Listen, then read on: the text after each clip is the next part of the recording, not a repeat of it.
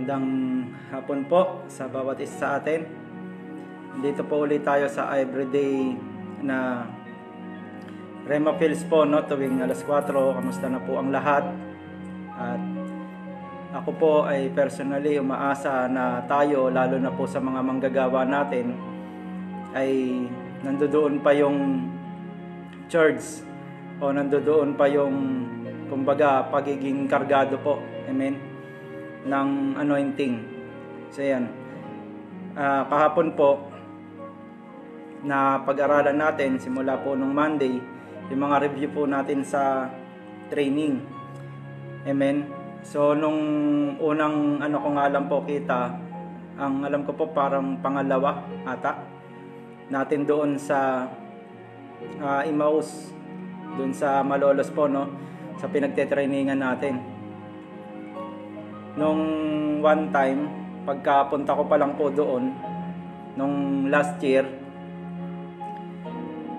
nakaramdam po ako nakaramdam ako ng saya. Amen. Kumbaga,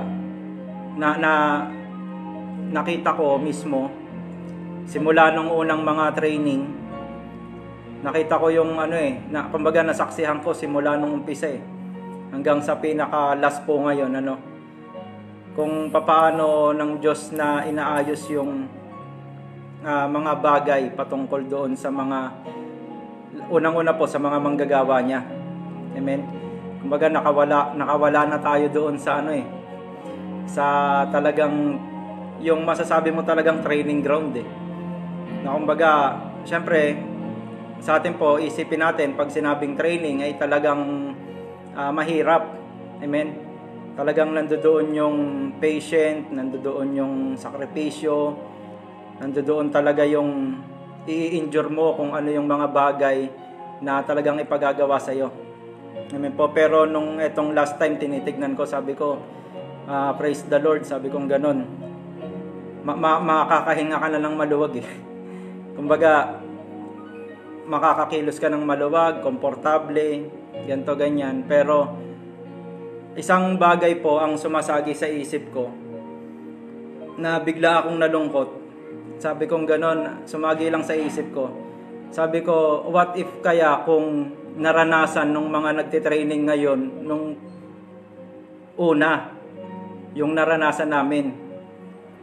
Kumbaga parang, syempre ako, kahit papaano talagang kinakabahan. Ganon din naman yung mga pastor natin nung nagtrain sila nung una. Kasi syempre, tawag dito, unang-una ang titirahin talaga doon yung emosyon, yung pride, amen po, yung pagiging mahiyain, yung pagiging maarte.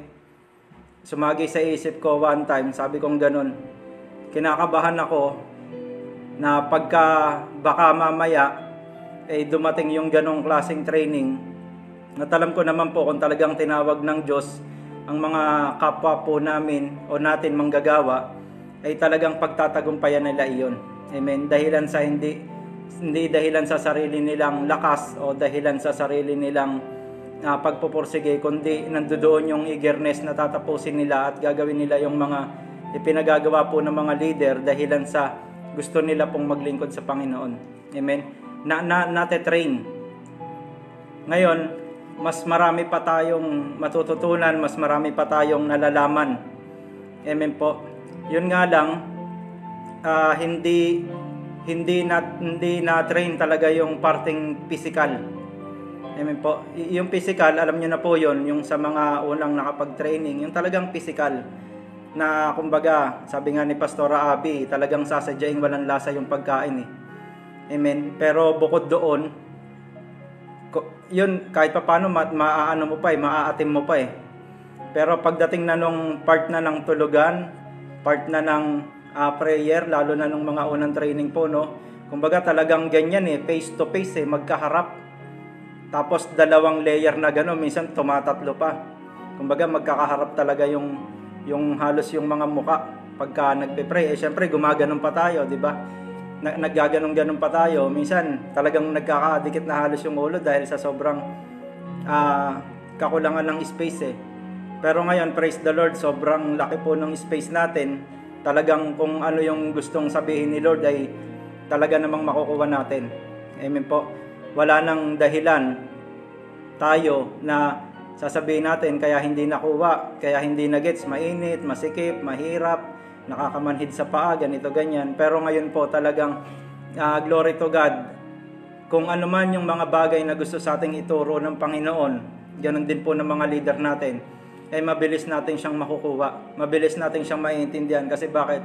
Komportable yung upo, komportable yung galaw, komportable yung paligid. Amen? Kaya nga kung hindi pa natin ito makuha, amen, kung sa palagay natin ay hindi pa natin ma-gets kung ano yung gustong kung ano yung gustong sabihin ng Holy Spirit sa atin o ng nagtuturo sa atin, ay talagang hindi na po kasalanan ng Diyos. Amen. Kumbaga kasalanan na natin. So yun po, bilang review po, dito po sa may one time po tinuro si Pastor Boy dito po sa Galatia chapter 5 verse 16, ang sabi niya pong ganon: sinasabi ko sa inyo, ang Espiritu ang gawin ninyong patnubay sa inyong buhay at hindi kayo magiging alipin ng hilig ng laman. Ang isang pinaka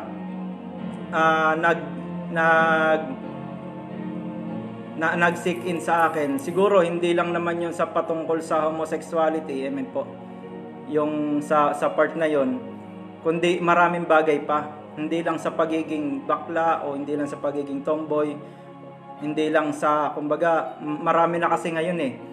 Kumbaga, kung yung homosexuality dati ganun nakalala, pero ngayon mas malala pa eh. Kasi sa mga lalaki nga na nagkakagusto sa kapwa babae, sobrang dami na nila ng grupo. Dati pag sinabing bakla, bakla. Amen. Pag sinabing tomboy, tomboy. Ngayon iba na. Kumbaga meron na silang sari-sariling tawag na halos kahit ako hindi ko na maintindihan. Ang alam ko lang dati, pagka gusto niya yung kapwa niya lalaki, bakla. Pag gusto niya yung kapwa niya babae, tomboy, ganun lang. Pero ngayon pa marami na. Pero yun nga po, sabi niya ganon ni Pastor Boy, hindi naman tayo pinapayagan ng Diyos na sundin ang nararamdaman natin kung mali. Amen. Kumbaga, kung mali yung nararamdaman natin sa sarili natin, alam ko po hindi lang ito patungkol doon sa homosexuality, kundi doon pa rin po sa mga hilig ng laman. Marami. Kumbaga, sa mga part din ng mga addiction. Amen po. Siyempre, pag sinabi nating addiction, unang papasok agad drugs. Hindi po. Yung addiction, siyempre addiction nga eh. Kung ano yung bagay na talagang lagi mo na lang kinahihiligan gawin. Amen. Kinahihiligan panoorin o pakinggan o something na mga ganyan. So yun. Hindi naman talaga, kumbaga, pag dumating sa part ng ganon, yung sarili kasi natin bilang isang tao, talagang yan ay na-create. Amen. Meron talagang physical body.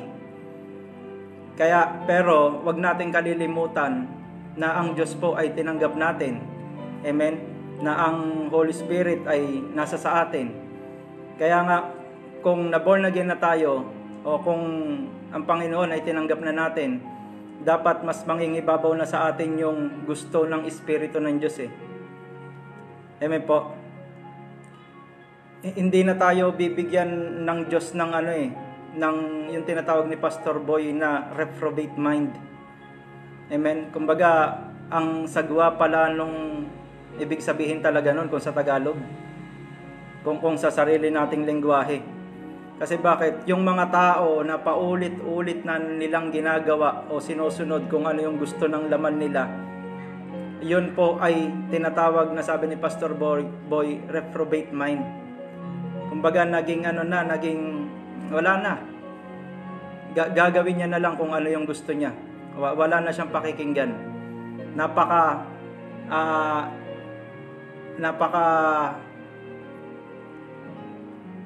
hindi ko maipaliwanag pero kung ano lang yung gusto niya, yun na talaga yung gugustuhin niya. Amen po. Ang Diyos minsan hinahayaan tayo sa mga ganong bagay. Kasi bakit? Dahilan sa paulit-ulit na pangyayari. Amen po. Kaya nga hindi naman, sabihin natin, sabi nga ganun ni Pastor Boy, ang last ay hindi naman talaga totally mali. Amen. Kasi bakit? Sa Holy Spirit din kasi pwede tayo mag-last eh. Amen. Yung kumbaga pipiliin lang natin kung ano yung laging gawa ng Espiritu ng Diyos. Amen po, para sa atin. Kasi yung last ay sabi niyang ganun, ito ay isang strong desire. Kaya nga, halimbawa ang tongues, kung gusto mong tanggapin, so meron kang strong desire. Amen po. Kaya totally, hindi siya talagang mali. Amen. Nasabi niyang ganon, ito ay isang strong desire. Na kumbaga, kung ang Holy Spirit ang susundin mo, o susundin natin doon sa gawa natin, maging doon sa flesh natin, eh hindi siya talaga totally mali. Kaya nga papaano natin mapipigilan o papaano natin mahahadlangan kung ano yung mga gusto ng laman natin. Amen po, ulitin ko, hindi lang talaga ito sa mga, ang alam ko sa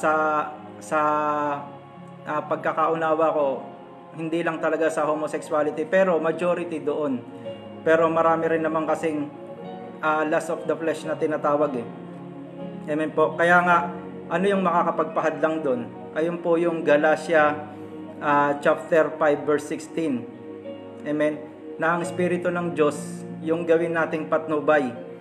Amen po. Hindi yung hilig ng laman o yung hilig ng kagustuhan ng laman natin. So yan, para matanggal yung kagustuhan ng laman natin, kailangan natin itong i-rule o kumbaga utusan yung sarili natin na ang makakapagpapako, sabi ni Pastor Boy, doon sa mga gawa ng laman ay yung pray in the Spirit. Kaya nga, isa sa na topic natin doon, yung travail. Amen. Yung pray in the Spirit, yung tongues, syempre yung travail mas malalim pa sa tongues dahil nandoon na talaga yung groaning. Kaya nga kung hahadlangan natin o gusto natin pigilan kung ano yung gusto ng katawan natin o ng flesh natin, amen, ang makakapagpapako doon, sabi ni Pastor Boy, ay yung prayer in spirit. Amen po, yung mas madalas nating alam na prayer in tongues. Amen, kasi bakit? Yung gawa ng laman, paulit-ulit yan. Kasi bakit? Demonyo yan eh. Pero yung gawa ng Espiritu, syempre sa Diyos yan. Amen po. Kaya nga mas tinuturuan tayo ng Bible na mas gawin natin itong patnubay. Kasi bakit? Kung ito yung dadaanan natin, kung ito yung lalakaran natin bilang guide natin sa buhay, hindi yung laman natin. Yung laman papunta sa impyerno, yung Espiritu papunta sa langit. Amen. Yung Espiritu papunta sa buhay, yung laman papunta sa kamatayan. Kaso may mga tao talaga na alam nila, talagang sobrang alam nila na pag kinahiligan nila tong bagay na to na lagi nilang ginagawa sa katawan nila, sa laman nila, alam naman talaga nila. May mga tao po, kahit ako mismo, minsan may naririnig ako, minsan talagang meron, personal ko pong kakilala, personal kong talagang nakausap, sinabi ko sa kanya na alam mo ba na yung ginagawa mo na yan, alam mo naman siguro kung saan ka pupunta. Sumagot naman siya Kuya, alam ko. Kasi bakit? Hindi niya naman ako tinawag na pastor, pero tinatawag niya akong pastor, pero talagang tawag niya sa akin Kuya. Sabi niya, Kuya, alam ko. Sa impyerno. Alam mo na pala, sabi kong ganun, ba't ginagawa mo pa? Hindi siya nakasagot, pero kasi yun na talaga yung laman niya. Yun na talaga yung kagustuhan niya. Nakakalungkot lang po para sa ibang tao na kahit na alam nila talagang mapapahamak sila, basta ngayon kasi ang iniintindi nila yung sarap ng pakiramdam nila. Sarap nung talagang ginagawa nila ngayon sa buhay nila. Pero ang isa pang makakapagpakawala diyan sa mga ganyang bagay ay yung kagutuman. Amen po. Yung sabi ni Pastor Boy, nung narinig ko nga yun, matagal naman na yun. Kumbaga parang syempre matagal naman na yun. Pero nung time na narinig ko to, kasi bakit? Gusto kong makakuha ng mga idea, gusto kong makakuha ng mga teachings, gusto kong makakuha ng ng talagang katuruan patungkol sa mga dito. Kasi bakit? Wala naman sa ating hindi nakaka-encounter ng may case na ganyan eh. Amen? Para mas alam natin kung paano natin sila kausapin, kung paano natin sila i-handle. Pero yung sinabi ni Pastor Boy na sabi niya gano'n para mahadlangan yung gawa ng laman, yung lust of the flesh. Sabi niya gano'n ay kailangan na gutumin. Nung una hindi ko magets, sabi kong gano'n, kailangan na gutumin. Paano? Nag-iisip ako, nagtatanong ako kay Lord during service. Yun pala, pag sinabing gutumin, ay wag mong susundin. So, ibig sabihin, pagka yung laman mo, ganito yung gusto niya, at ang Espiritu ng Diyos, ganito yung gusto niya, ang demonyo, sabi nga ni Pastor Boy, ay pride. So, kaya kung lagi mo siyang tatanggihan, kumbaga, lagi mo siyang gugutumin, lagi mo siyang hindi susundin, pride yan eh. Kumbaga, ayaw niyang napapahiya siya. Pero, sabi niya nga ganon, kung ang demonyo ayaw na sa'yo, siya gusto niya pa rin. Eh ngayon, ano ang gagawin mo? Ano ang gagawin natin? So, lagi natin siyang tanggihan, lagi natin siyang ayawan. So, yung pala yung ibig sabihin niya na nagutumin natin siya. Maging sa literal po, kumbaga, alam niyo po pagka yung mga pusa pala, na-experience ko to mga 2 beses na siguro. Pagka yung mga pusa pala, marami sa mga bahay-bahay, di ba? Lalo na sa mga talagang dikit-dikit na bahay. Pag may mga pusa pala dyan at lagi mong pinapakain, dadami pala sila dyan. Kumbaga, lagi silang hindi siya aalis. Pero ang sekreto pala, kaya pala pagka halimbawa, syempre pag maraming pusa, maingay sa bubong, nagtatakbuhan, naghahabulan, pumapasok sa kisame. One time, nung doon kami sa Phase 5, kasi daming ang pusa eh. Ang ginawa ko, hindi ko naman sila pinakain, siguro almost 2 weeks. Yung mga pusa talagang na kumbaga na parang nagising na lang ako, sabi ko, parang wala nang mga pusa. Sabi kong ganun. Yung pala, nakalimutan ko, sabi ko nga pala, hindi ko sila pakakainin para mawala sila. Ngayon, lilipat sila ng mga ibang bahay. May time, madalas, ang demonyo pala ay ganun. Amen. Lalo na pagka doon sa laman natin, sa laman ng tao na lagi niyang susundin kung ano yung gusto ng demonyo o ng kaaway, ay palagi yan. At pag nasarapan yan, talagang lagi natin nandiyan yan. Pero kung lagi siyang tatanggihan ng isang tao, amen po, na sabihin na natin kahit na born again o hindi, si Satanas sa alis, doon na isisiksik niya yung sarili niya, pero bandang huli alis din siya. Kasi bakit? Alam niyang hindi siya welcome. Si Lord, sabing gano'n ni Pastor Boy, pagka inayawan mo siya, okay. Kumbaga, hindi niya ipipilit yung sarili niya. Pero si Satanas, kaya mahirap tanggihan ng mga tao kasi pinipilit niya yung sarili niya. At minsan, ang tao, 1, 2, 3 beses tatanggi, pero 4, 5 gusto na. Kasi bakit? Dahil makulit. Hindi ko alam kung ano ang mga nasa isip ng ibang tao na, kumbaga, sige nga, ang kulit mo, go na. Pero kung nandoon po kapatid, kung sa alang-alang natin, yung personal na kaligtasan natin, ay mag-isip po tayo. Amen. Kaya nga, ang sabi niyang ganon, gawin nating patnubay ang espiritu ng Diyos. Amen. Huwag nating sundin yung hilig ng laman. So yun po, maraming mga bagay pa sa training na talagang may ma-share pa po sa atin yung mga ibang magtuturo po, Pero ang kagandahan po talaga sa training na to ay ginagabayan po tayo ng Holy Spirit na kung ano yung gusto niya, hindi na yung mga topics o outline ganito ganyan, kundi as a Holy Spirit leads, nililid niya yung mga leaders natin, lalong-lalo na po si Pastor Boy po, na kung ano yung gustong ituro sa atin ng Panginoon. Kasi bakit? Naniniwala po ako na kung ngayon yung gusto niyang ituro, ayun po yung magagamit natin sa field ngayon. Amen po.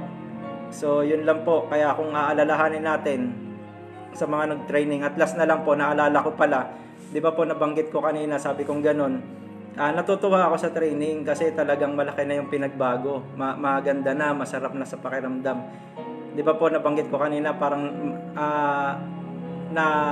hindi ko alam po kung ano yung pakiramdam na to, pero parang nalulungkot to, na kumbaga, what if kaya kung daanan nila yung una? Kumbaga, sana makalagpas po sila, no?